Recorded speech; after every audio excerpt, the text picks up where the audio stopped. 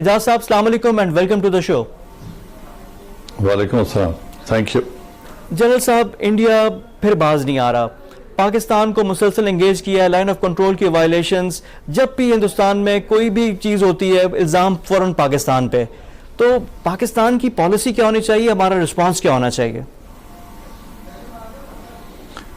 دیکھیں جی, یہ تو آپ نے بہت بڑا سوال کر دیا. دیکھنا یہ ہے, پہلے ہندوستان کے رویے کو اگر آپ دیکھیں تو ہندوستان صرف الزام لگانے کے لیے نہیں, وہ پنچنگ بیگ پاکستان کو بناتا ہے ایک کور اپ کے لیے, لیکن وہ اپنا ایک سٹریٹجی, ایک مقصد, ایک آبجیکٹو لے کر چلتے ہیں. ان کی تمام لیڈرشپ نے ہمیشہ ایسے ہی کیا ہے کہ وہ ایک آبجیکٹو لے کر چلتے ہیں اور اس کو وہ حتمی انجام تک لے کر جاتے ہیں, صرف دنیا کی توجہ ہٹانے کے لیے اور پاکستان کو ڈیٹر کرنے کے لیے.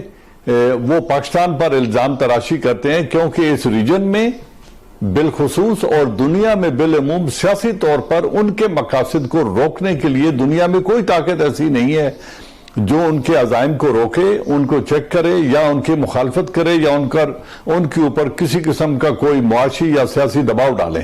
صرف خطے میں ایک واحد ملک ہے پاکستان جو انہیں ریزسٹ کر سکتا ہے اور کرتا ہے. اس کو وہ انگیج کرتے ہیں اور اپنے مقصد کو وہ اچیو کر لیتے ہیں. آپ اگر تاریخ پہ نظر دوڑائیں تو آپ دیکھیں گے کہ انہوں نے جب پاکستان کو ڈس انٹیگریٹ کرنا تھا تو ایسٹ پاکستان میں انہوں نے بلا جواز چڑھائی کر دی. نہ وہ اس معاملے میں سٹیک ہولڈرز تھے, نہ ایسٹ پاکستان کا مسئلہ یونائٹڈ نیشن میں حل طلب تھا, نہ وہ کوئی انٹرنیشنل ڈسپیوٹ تھا, اور نہ انڈیا اس میں سٹیک ہولڈر تھا سوائے ایک نیبر کنٹری ہونے کے.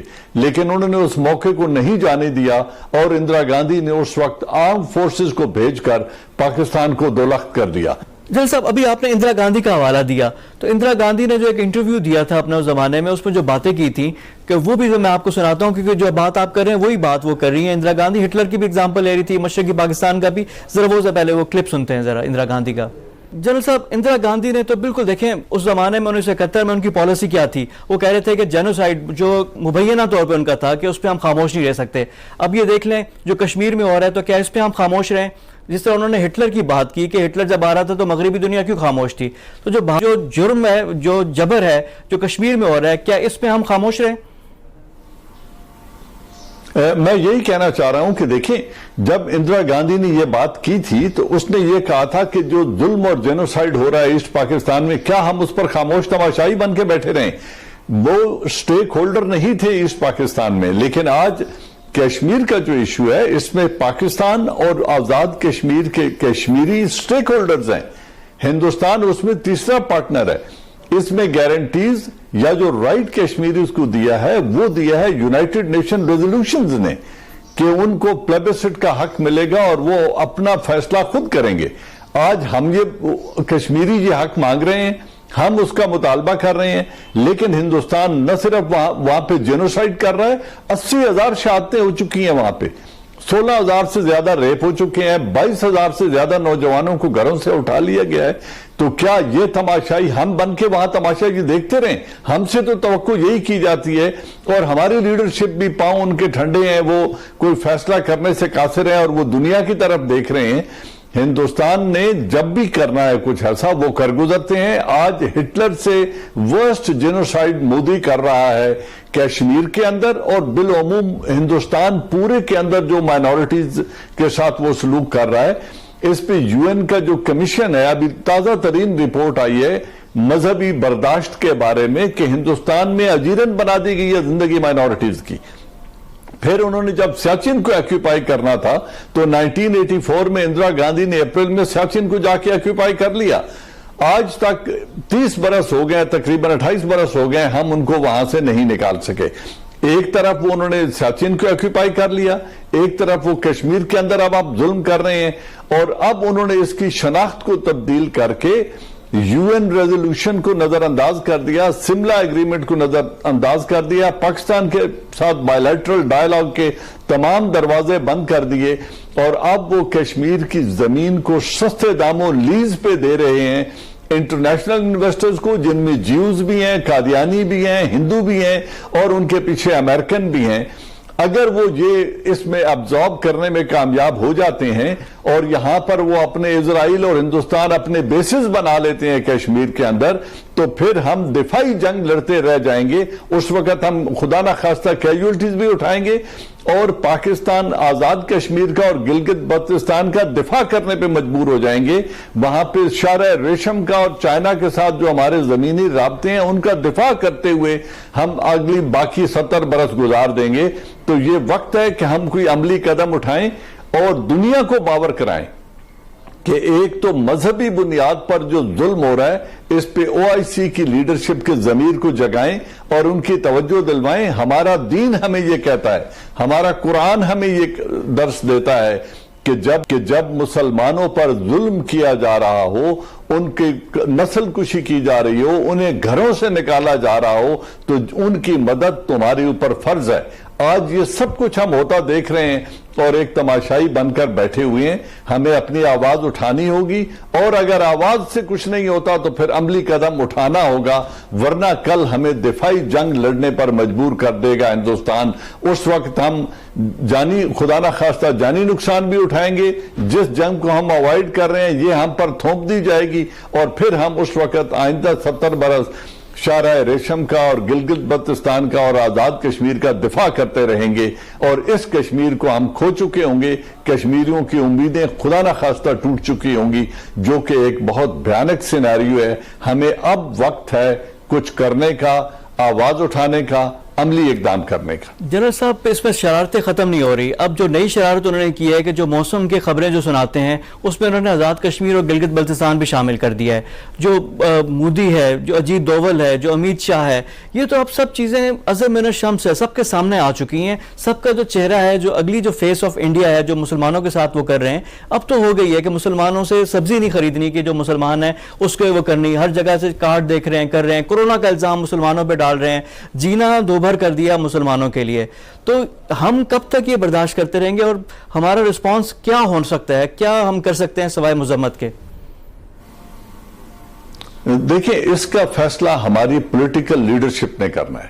ہماری لیڈرشپ نے یہ فیصلہ کرنا ہے کہ ہم نے ملک کے اسٹریٹجک انٹرسٹ کا دفاع کس طریقے سے کرنا ہے.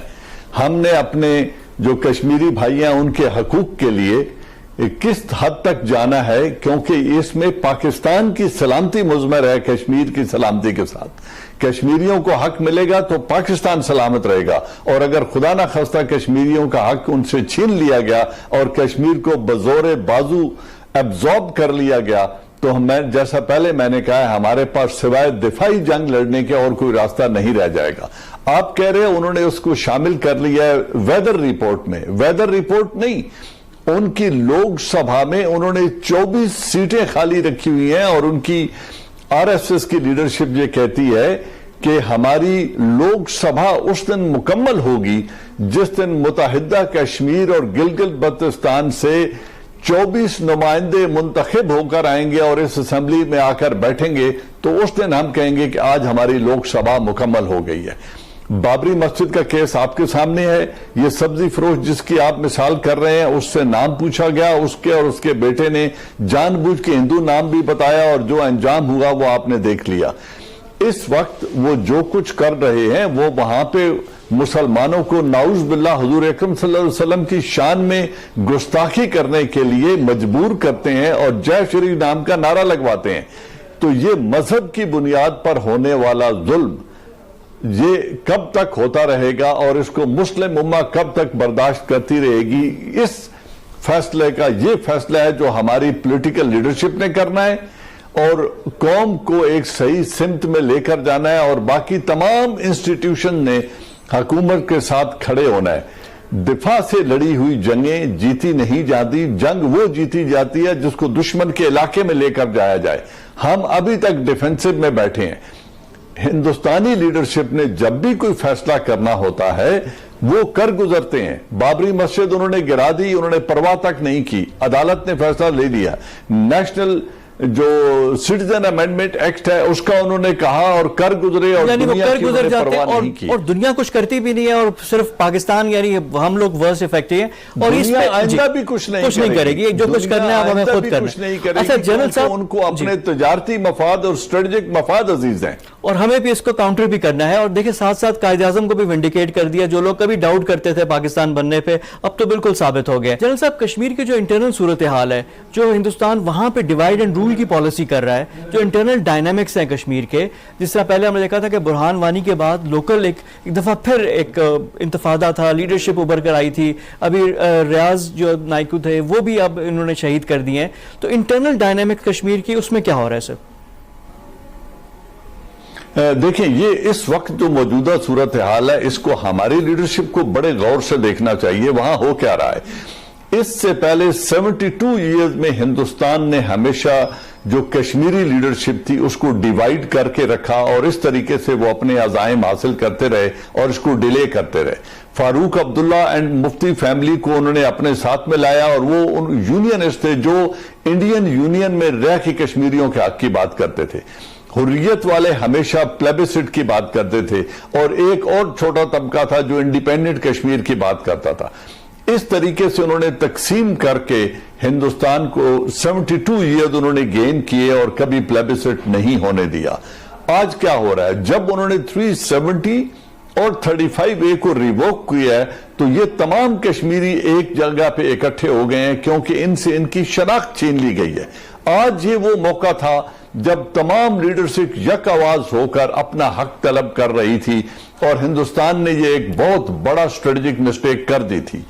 अब क्या हो रहा है कि उन्होंने फारूक अब्दुल्ला फैमिली और मुफ्ती फैमिली को जेलों से निकाल दिया है और उनके साथ सौदेबाजी हो रही है, जबकि हुर्रियत की लीडरशिप और नौजवान बच्चों को तो वो कत्ल कर रहे हैं, उठा के तिहाड़ जेल में और बाकी जेलों में ले जा रहे हैं और उनकी जो हुर्रियत की लीडरशिप है उनको उन्होंने कैद खाने में डाल दिया है। अब वो डिवाइड एंड रूल इस वक्त पूरी कोशिश कर रहे हैं कि किसी तरीके से लीडरशिप को फिर तकसीम कर दिया जाए, लेकिन फारूक अब्दुल्ला एंड मुफ्तीज के लिए भी 370 और 35A के रिवोक होने के बाद एज अ इंटीग्रल पार्ट वो कश्मीरियों को धोखा देकर हिंदुस्तान के साथ इलाक की बात नहीं कर सकते। तो ये मौका है जब हमने इस मामले को पहचानना है और इस यूनियन जो लीडरशिप के मकासद में जो इत्तेफाक आया है, उनकी जो यूनियन बनी है, जो इत्तेहाद हुआ है, हिंदुस्तान जिस तरीके से एक्सपोज हुआ है, इस वक्त उन्हें जितनी पाकिस्तान की और यूनाइटेड नेशन की जरूरत है इतनी इससे पहले कभी नहीं थी। यूनाइटेड नेशन एक टॉक शॉप है, इसके अलावा वो कुछ नहीं करेगी। अमेरिका और वेस्ट अपना मफाद देखेगा। अमली कदम पाकिस्तान ने उठाना है और कश्मीरियों की उम्मीद टूटने से पहले, नाउम्मीद होने से पहले उनकी मदद को पहुंचना है। ये हमारा इखलाकी फर्ज भी है, मिलिट्री जरूरत भी है, पॉलिटिकल एंड स्ट्रेटेजिक जरूरत भी है, जिससे हमारी लीडरशिप को फैसला करना अब उनको इस वक्त फैसला करना चाहिए।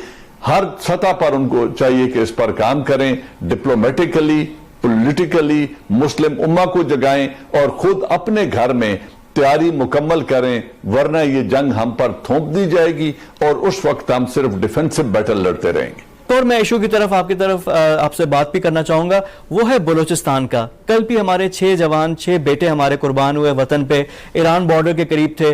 अब इंडिया की इन्वॉल्वमेंट बलूचिस्तान में अब बहुत ऑब्वियस हो गई। कलभूषण को भी हमने बलूचिस्तान से पकड़ा था, जो उनका स्पाई था, जासूस था, जो दहशतगर्दी के लिए यहाँ पे आया हुआ था। अब जो उनके भारतीय मीडिया पे जो बातें हो रही हैं, जो हमारे पाकिस्तानियों को भी लेते हैं, बात करते हैं, वहां पे जो उनके तजिया का आ रहे हैं, वो फोन डरा कर कहते हैं कि जी हमारे पास बलोच लोगों के कॉन्टैक्ट हैं, जो उनके रिटायर्ड मेजर गौरव हैं, वो भी इस तरह की बात करते हैं। उनका क्या सुनाते हैं आपको क्लिप के, वो क्या कहते हैं, फिर जनरल साहब से उस पर बात करेंगे। जनरल साहब ये देखें, जो उनके रिटायर्ड मेजर वो कह रहे हैं कि हमारे फोन पे सारे कॉन्टैक्ट्स हैं। जी तो आप मान रहे हैं अजीत डोवल की जो पॉलिसी थी कि बलूचिस्तान में जो अलहदगी पसंद है उनके साथ जो अब सारी गड़बड़ तो वो कर रहे हैं, जो कल का भी जो इवेंट है इससे लिंक किया जा सकता है, क्योंकि इससे पहले कश्मीर में जो कुछ हो रहा है तो उसका वो कह रहे हैं कि जी हम बलूचिस्तान में बदला लेंगे। तो पाकिस्तान कहां कहां डिफेंस करेगा, कहां कहां हम लोग ये देखते रहेंगे? मैं यही कह रहा हूं कि देखें, हिंदुस्तान की इन्वॉल्वमेंट पाकिस्तान के अंदरूनी मामलात में کوئی نئی بات نہیں ہے. کلبھوشن یادو جیسا بڑا ایجنٹ آج تک نہیں پکڑا گیا. ہندوستان کے پاس کوئی ایویڈنس نہیں ہے, جبکہ یہ شخص را کا ایک سینئر نیول آفیسر ہے جو خود اعتراف کر چکا ہے. وہ انٹرنیشنل کورٹ آف جسٹس میں جا کے اس کا دفاع نہیں کر سکے. اس کو انہوں نے فالس آئیڈینٹی اور غلط شناختی پاسپورٹ دے کر بھیجا ہوا تھا, اور اس کی تمام تر کنفیشن کے باوجود پاکستان نے کیا کیا ہے. پھر یہ جو آپ بات کر رہے ہیں کہ ان کے پاس یہ لال قلعہ میں جو نریندرا مودی نے سپیچ کی تھی, آپ ریٹائرڈ میجر کو چھوڑیں, خود نریندرا مودی نے کہا تھا کہ گلگت بلتستان اور بلوچستان سے لوگ میرے ساتھ رابطے میں ہیں اور وہ ہمیں کہہ رہے ہیں کہ ہماری مدد کرو. تو اگر ان کا وزیر اعظم بھی گلگت بلتستان اور آزاد کشمیر اور بلوچستان میں رابطے میں ہے تو Ajit Doval is paid for this thing. اس کا تو کام ہی یہ ہے. وہ تو بڑا اعلان کہہ چکا ہے کہ ہم پاکستان کے اوپر حملہ آور ہوں گے, ہم اس کو 2 لخت کریں گے. ان کے منسٹرز کا یہ کہنا ہے کہ پہلے پاکستان کے 2 ٹکڑے کیے ہیں, آپ 4 ٹکڑا کریں گے. تو اگر ان کے یہ عزائم ان کی حکومت کے ہیں, ان کی لیڈرشپ کے ہیں, اس کو بلا روک ٹوک وہ برملا کہتے ہیں ٹیلی ویژن پہ آ کے, تو ہمیں کس ایویڈنس کا انتظار ہے یا ہم کیا کر رہے ہیں؟ ہم کیوں اس بات سے ہچکچاتے ہیں؟ ہمیں کس بات کا خوف ہے؟ کیا اگر ہم مالی وسائل اور مالی امداد کی طرف دیکھتے رہیں گے تو جنگیں ریزالو سے جیتی جاتی ہیں. جنگ بدر سے لے کے تمام غزوات میں مسلمان رومیوں سے اور پرشین امپائر سے زیادہ طاقتور نہیں تھے اسباب جنگ میں اور مالی اعتبار سے, لیکن انہوں نے وہ جنگیں لڑی اور پرشین امپائر کو تہہ کر دیا. یہ مثال ہمارے پاس دین کی ہے. پھر افغانستان میں دیکھ لیں, جب افغانستان نے یو ایس ایس آر جیسا ملک ان کے ملک میں آیا تھا, دنیا کی کسی فوجی طاقت نے ایک بھی امریکن وہاں جا کے نہیں لڑا, ایک بھی پاکستانی سپاہی وہاں جا کر نہیں لڑا. افغانوں نے خود جنگ لڑی اور روس کو 60,000 لاشیں اٹھا کے وہاں سے جانا پڑا. جس اصول کے تحت دنیا نے افغانوں کی مدد کی تھی, آج انہی UN ریزولوشن کے تحت کشمیریوں کو حق ہے آرمڈ ریزسٹنس کا, اور دنیا پہ فرض ہے بالخصوص عالم اسلام پہ کہ وہ اسی طریقے سے ان کی مدد کریں جس طرح افغانوں کی مدد امریکہ اور ویسٹ نے USSR کے خلاف کی تھی. وہ مدد کے لیے وہاں پہنچ گئے تھے. ہمارے مسلمان آج مسلمانوں کا جینوسائیڈ دیکھتے ہوئے بھی سیاست کر رہے ہیں, اپنے سیاسی مفادات دیکھ رہے ہیں. آج اگر مسلم امہ ان کو یہ کہہ دے کہ آپ مسلمانوں کے خلاف ظلم بند کریں ورنہ آپ کی لیبر کو ہم ملک سے نکال دیں گے, تو اس ویکیوم کو فل کرنے کے لیے انڈونیزیا, بنگلہ دیش اور پاکستان کی لیبر حاضر ہے, موجود ہے. وہ سب کچھ کر سکتے ہیں اور تمام ضرورتیں پوری کر سکتے ہیں عرب ورلڈ کی, لیکن ایک قوت ایمانی چاہیے اس فیصلے کے لیے, اور کلمہ حق کے لیے جرأت پیدا کرنی پڑے گی مسلم امہ کو, اور لیڈ رول پاکستان نے لینا ہے کیونکہ ہم سٹیک ہولڈرز ہیں اس میں. بہت شکریہ آپ کا اعجاز امان صاحب.